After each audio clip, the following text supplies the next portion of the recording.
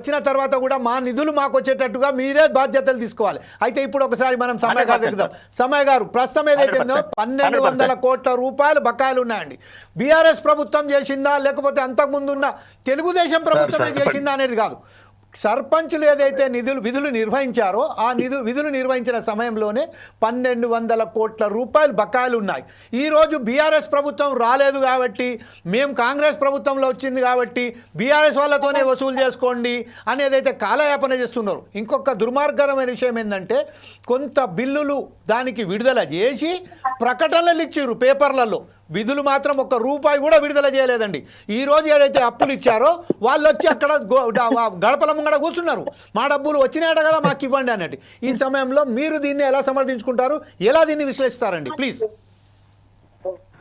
అయితే డబ్బులు ఇవ్వాల్సింది గత ప్రభుత్వంలో వాస్తవమే.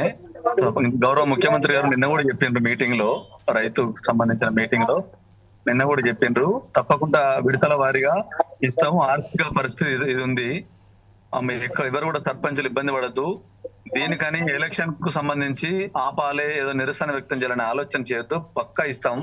ఎలక్షన్ కూడా త్వరలో పెడతామని ప్రభుత్వం కీలకంగా అధికారులకు ఆదేశాలు ఇచ్చింది. ఆల్రెడీ మీటింగ్స్ కూడా చేస్తా ఉన్నారు.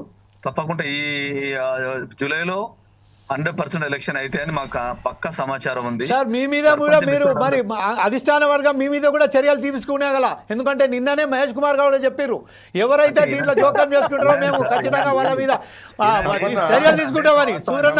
సూర్య గారు కొంచెం జాగ్రత్త.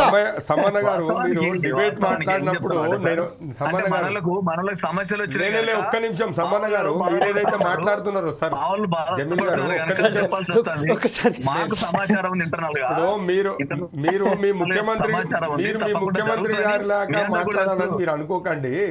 వాస్తవం మాట్లాడమని చెప్పి